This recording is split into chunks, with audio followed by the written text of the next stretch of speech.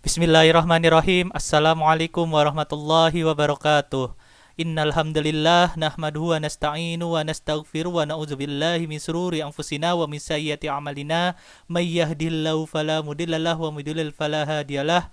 Asyhadu an la ilaha illallah wa asyhadu anna Muhammadan abduhu wa rasuluh. Teman-teman semuanya yang dirahmati Allah Subhanahu wa taala, alhamdulillah kita sudah beranjak ke pekan ke-12, 3 bulan sudah kita melakukan PJJ, pembelajaran jarak jauh. Dan hari ini kita akan membahas materi tentang biologi, khususnya bab tentang sistem sirkulasi. Yang 3 pekan kita membahas terus menerus, hampir 3 pekan ya teman-teman, kita membahas terus menerus tentang sistem sirkulasi. Dan saat ini kita akan membahas mengenai sistem limfa dan gangguan darah. Maaf, lupa, 4 pekan, hampir 1 bulan kita membahas tentang sistem sirkulasi. Dan yang terakhir kita akan membahas mengenai sistem limfa dan gangguan darah. Dan juga nanti akan ada tugas terkait masalah bagaimana teknologi-teknologi yang berkaitan dengan sistem sirkulasi atau sistem peredaran darah.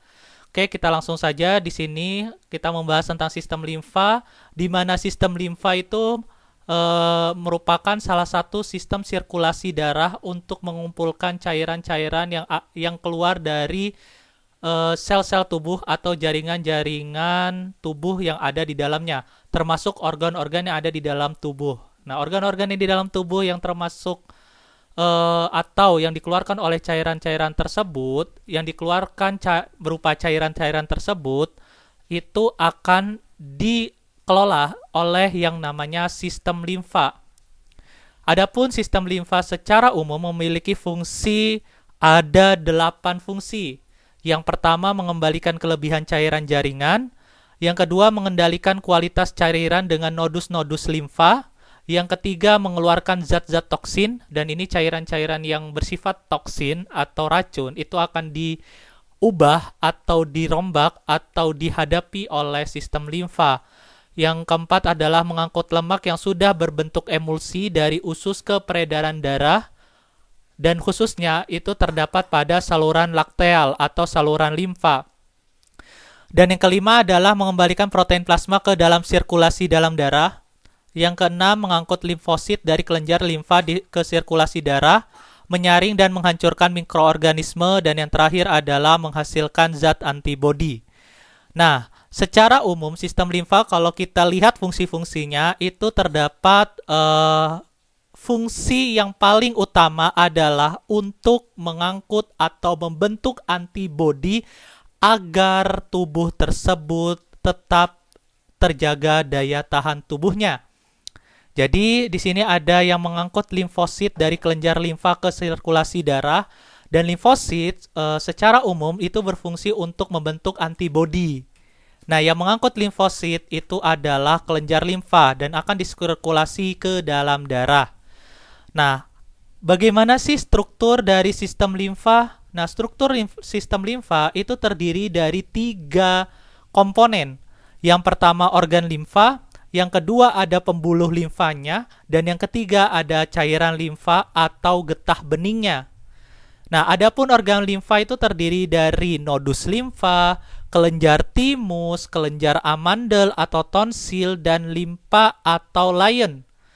Nah, kita akan bahas satu persatu pada organ limfa. Yang pertama ada nodus limfa, ini berbentuk oval dan tersusun dari sejumlah pembuluh limfa. Dan fungsinya adalah untuk menyaring dan menghancurkan partikel asing. Ini yang paling penting adalah nodus limfa itu berfungsi untuk menyaring dan menghancurkan partikel asing. Nah, adapun bentuk-bentuk dari nodus limfa atau penempatan nodus limfa itu di mana-mana. Contoh, di nodus submaksila itu terdapat di dasar mulut, nodus cervix itu terdapat di leher, nodus supracoclear itu terdapat di atas lekukan siku, nodus ketiak itu terdapat di lengan atau bagian dalam dari ketiak itu sendiri, dan yang terakhir adalah nodus inguen, itu terdapat di lipatan paha. Nah, selanjutnya ada kelenjar timus, di mana kelenjar timus itu sendiri terletak di dada. Warnanya kemerahan dan terdiri atas 2 lobus. Fungsinya untuk apa? Fungsinya untuk memproduksi limfosit T. Yang ini salah satu dari sel darah putih dalam proses pembentukan antibodi di dalam tubuh. Dan yang ketiga adalah kelenjar amandel atau tonsil, di mana fungsinya adalah untuk menahan kuman yang masuk ke dalam mulut, hidung, dan kerongkongan. Jadi ketika kuman itu nggak sengaja masuk ke dalam mulut, hidung, ataupun kerongkongan, maka kelenjar amandel lah yang akan berfungsi untuk menahan kuman agar tidak masuk ke dalam tubuh. Dan yang terakhir ada limfa atau layan, berfungsi untuk menghasilkan limfosit dan antibodi yang terletak pada sebelah kiri abdomen atau sebelah kiri dari perut yang menyentuh diafragma, rongga antara paru-paru dengan perut. Itu adalah diafragma, dan kelenjar tersebut berwarna ungu tua. Ini adalah organ-organ limfa. Dan yang selanjutnya adalah pembuluh limfa, itu terjadi atau terdapat di seluruh tubuh, kecuali syaraf pusat, bola mata, telinga dalam, epidermis kulit, kartilago, dan tulang. Dan yang terakhir adalah cairan limfa atau getah bening, cairan yang mengandung plasma protein, limfosit, keping darah, fibrinogen, lemak, dan sedikit oksigen. Dan yang paling penting adalah cairan limfa ini tidak mengandung sel darah merah. Itu yang paling penting. Nah, jadi sistem limfa ini memang yang pertama untuk proses antibodi, dan yang kedua adalah untuk melakukan proses pembekuan darah dan menahan kuman-kuman yang masuk ke dalam tubuh. Dan di sini strukturnya bisa dilihat. Jika antum mau mengetahui di mana sih letak dari setiap masing-masing komponen tersebut, bisa dilihat pada gambar seperti yang sudah ditunjukkan oleh kursor. Dan ini ada tonsil, ada titik limfa, terus ada timus bagian ini limfa, dan ini adalah nodus limfa. Ini adalah nodus limfa, dan perbesaran dari nodus limfa ini ada pada gambar yang ditunjukkan oleh kursor. Itu terdiri dari kapiler darah, ada kapiler limfa juga. Ini adalah jaringan selnya, terus ada cairan interstitialnya atau cairan limfanya, dan ini pembuluh limfanya, dan masih banyak lagi. Nah, di sini ada kapiler limfa. Yang paling penting adalah kapiler limfa ini adalah untuk melakukan penyaluran limfosit dari kelenjar limfa atau pembuluh limfa ke pembuluh darah untuk disirkulasikan ke seluruh tubuh melalui pembuluh darah atau sirkulator darah. Nah, ini adalah sistem limfa. Dan selanjutnya aliran limfanya bagaimana? Aliran limfanya itu berasal dari cairan jaringan melalui difusi atau filtrasi ke dalam kapiler-kapiler limfa. Ingat, cairannya itu terdapat atau berasal dari jaringan yang melalui difusi atau pertukaran antar kelenjar limfa atau pembuluh limfa dengan jaringan yang akan mengeluarkan cairan tersebut melalui kapiler-kapiler limfa hingga masuk melalui vena.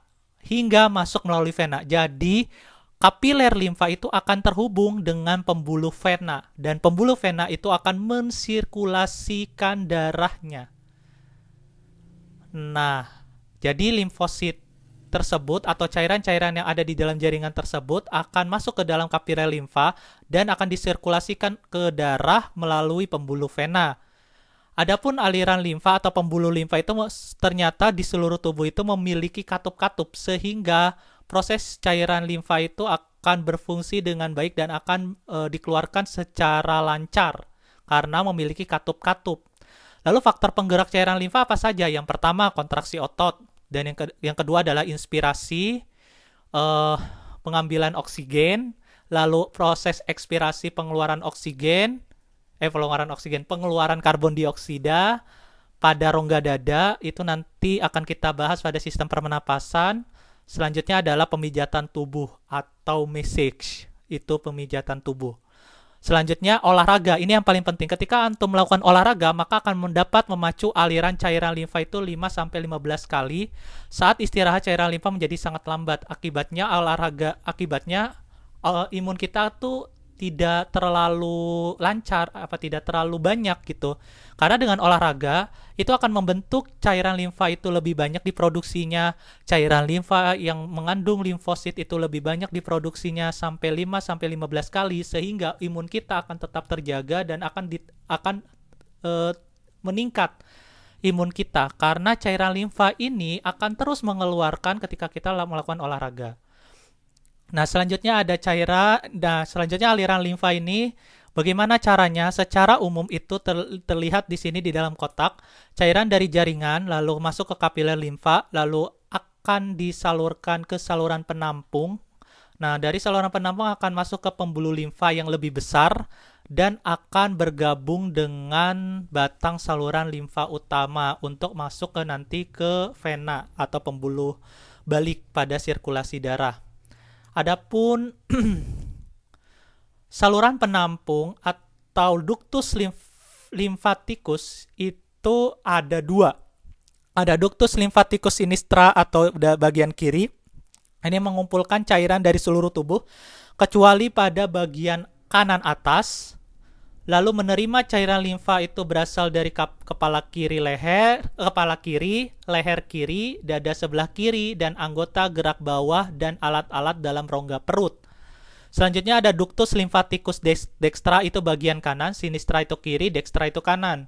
Itu pembuluh limfanya pendek-pendek, jadi lebih pendek, tidak diterima dari seluruh tubuh, tetapi lebih kepada bagian-bagian tertentu saja. Pada limfaticus dextra ini, cairan apa saja yang dapat diterima? Ada kepala kanan, leher kanan, dada kanan, lengan sebelah kanan, dan dari rongga di antara paru-paru. Itu adalah ductus lymphaticus dextra yang diterima oleh dia pada cairan yang ada di organ-organ tertentu. Nah, selanjutnya kita akan bahas terkait masalah gangguan sistem peredaran darah. Ini yang terakhir, itu terjadi beberapa gangguan sistem peredaran darah itu kita sudah banyak mengenalnya. Contohnya misalkan anemia. Anemia itu adalah keadaan di mana jumlah eritrosit pada hemoglobin itu di bawah standar. Hemofilia itu sulit untuk membeku pada saat darah itu keluar dari kulit. Lalu thalassemia itu kelainan pada bentuk eritrosit. Jadi bentuk eritrosit itu harusnya lingkaran, di tengah-tengahnya itu konkav atau lebih ke cekung, sehingga kelainan ini bentuknya akan berbeda dengan apa yang distandarkan. Nah, akibatnya apa? Akibatnya ini penderita akan mudah tubuh akan mudah rapuh, rusak, dan kurang optimal dalam mengikat oksigen. Jadi oksigen itu penting untuk diikat. Yang mengikatnya siapa? Adalah eritrosit atau sel darah merah. Selanjutnya ada hipotensi, ini keadaan di mana tekanan darah arteri itu menurun. Lalu hipertensi itu tekanan darah arteri, ada pembuluh nadi itu lebih dari normalnya. Lalu trombus, ini kelainan di mana terdapat gumpalan darah pada pembuluh darah yang menyumbat pada pembuluh darah. Yang terakhir adalah varises, di mana varises ini yang terjadi adalah kelainan yang disebabkan oleh pelebaran pembuluh vena, terutama di bagian bawah, contohnya pada betis. Itu adalah varises. Varises ini biasanya kalau terjadi pada ibu-ibu ya, yang suka pakai hak tinggi, itu akan lebih mudah mengalami varises, karena dia akan melakukan beban pada bagian bawah itu ketika misalkan menggunakan sepatu yang berhak tinggi. Nah, itu nanti akan terjadi pelebaran pembuluh vena atau pembuluh balik.